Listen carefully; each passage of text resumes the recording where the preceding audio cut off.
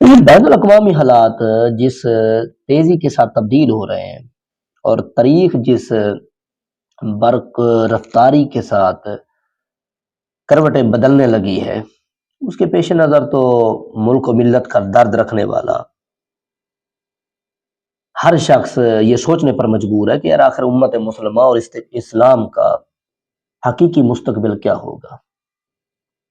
بعد نظر میں تو یہی نظر آتا ہے اور یہی دکھائی دیتا ہے کہ اسلام مخالف جو قوتیں ہیں، تمام قوتیں، اب وہ واحد سپر پاور امریکہ، جسے ایک اعتبار سے سپر پاور کہنا بھی غلط نہ ہوگا، اس کے جھنڈے تلے مسلمان اور اسلام کے خلاف وہ تمام قوتیں جمع ہو چکی ہیں۔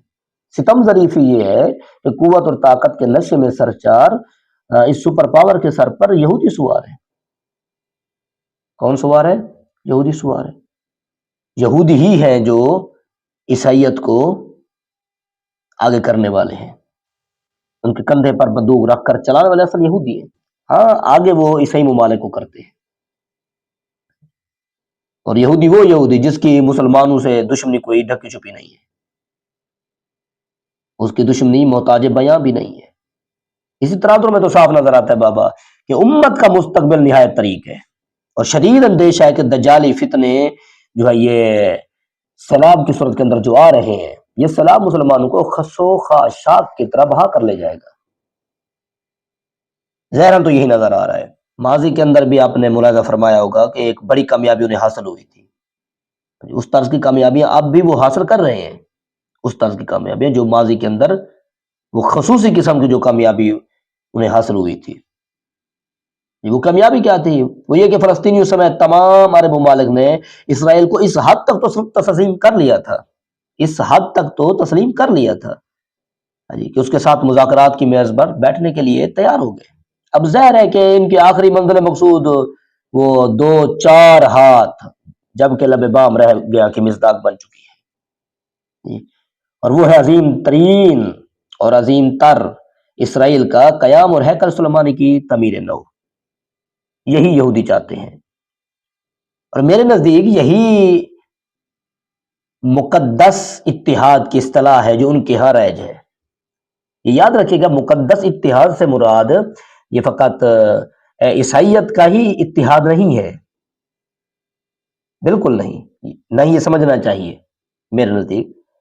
اس اتحاد کے اندر یہودی بھی موجود ہیں، اس اتحاد کے اندر یہودی بھی موجود ہیں، کیونکہ عیسائیت کو چلانے والے بینکرز ہیں، بڑے بڑے امیر لوگ ہیں جو مختلف جزائر میں رہتے ہیں، کوئی نہیں جانتا انہیں۔ ظاہری طور پر تو ہمیں چند بندے نظر آتے ہیں، جی دنیا کا امیر ترین فلاں شخص، امیر ترین فلاں شخص، امیر ترین فلاں شخص ہے، لیکن حقیقی طور پر جو امیر لوگ ہیں نا جی، وہ چھپی طاقتیں ہیں، وہ چھپ کر بیٹھے ہیں، وہ چھپے ہوئے ہیں، اور تمام کا تعلق یہودیوں کے ساتھ ہے، تمام کا تعلق یہودیوں کے ساتھ ہے۔ اور یہی یہودی پھر مل کر عیسائیوں کو جو ان کی طرز پر چلنے والے ہیں انہیں آگے کر کے استعمال کر رہے ہیں، اپنے کام لے رہے ہیں ان سے۔ یہ یاد رکھیے گا، یہ عنقریب ایسا ہونے والا ہے، ایک مرتبہ یہ جتنے بھی علاقے موجود ہیں یہ کامل طور پر ان کے ہاتھوں کے اندر ہوں گے، وہ تسخیر کر لیں گے، مکمل طور پر ان کا قبضہ ہوگا، مکمل طور پر ان کا قبضہ ہوگا، تو یہ قبضہ ہونا ہے، ٹھیک ہے، یہ ایک حقیقت ہے، پھر وہ قبضہ چھٹ جائے گا، پھر ایک مرتبہ اسلام کی جو عملی کیفیت ہے غالب ہونے کی، وہ ایک مرتبہ پھر سامنے آئے گی، لیکن اس سے پہلے یہ والے معاملات ہونے ہیں۔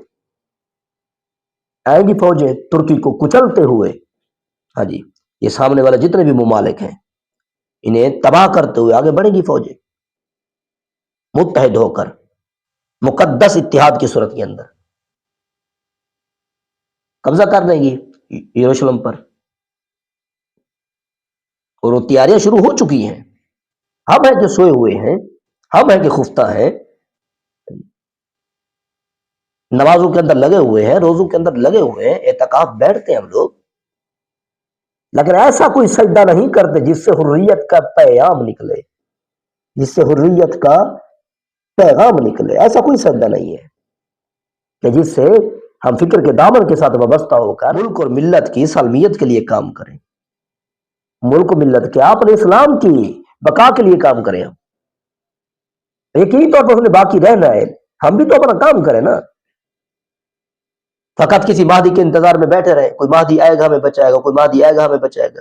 اسی وجہ سے تو اقبال غصہ ہوئے، کہنے لگے یار کیا کیا مہدی کی تم نے رٹ لگا رکھی ہے، تم خود کیوں نہیں اٹھتے؟ دعائیں مانگتے ہو تو کہتے ہو یا اللہ ہمیں صلاح الدین ایوبی عطا کر، یا اللہ ہمیں محمد بن قاسم عطا کر. فرمایا یار یہ منافقت چھوڑ دو، تم خود محمد بن قاسم کیوں نہیں بنتے؟ تم خود صلاح الدین ایوبی کیوں نہیں بنتے؟ اور ایسے ہی حضرت مہدی کا ذکر کر کے کہتے ہو وہ آئیں گے تو سب کچھ ہوگا. ارے تم کیوں نہیں بنتے مہدی؟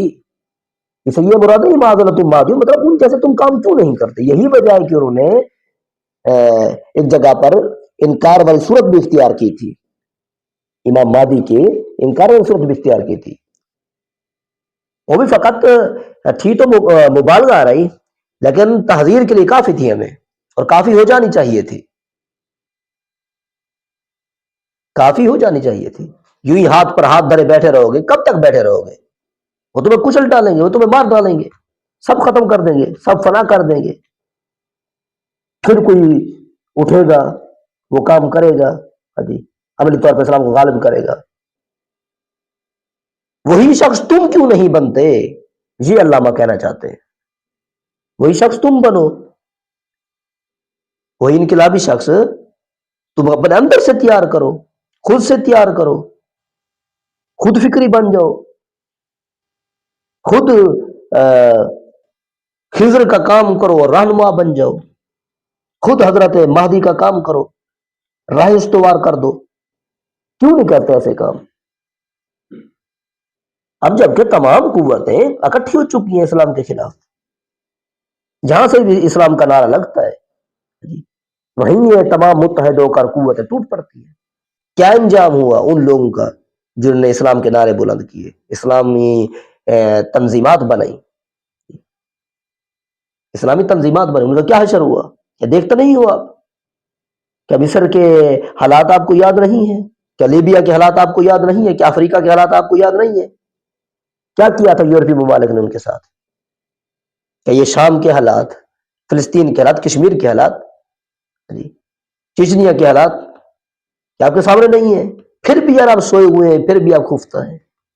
اٹھے بھائی، انقلاب کا وقت ہے، انقلاب پر پا کر دیں، گلا گھونڑ دیں قوتوں کا، گلا گھونڑ دیں ظالموں کا. جو بھی اسلام کو مٹانے کے در پہ ہوگا وہ آپ کو اپنے سامنے پائے گا. اس طرح کا رویہ اختیار کریں.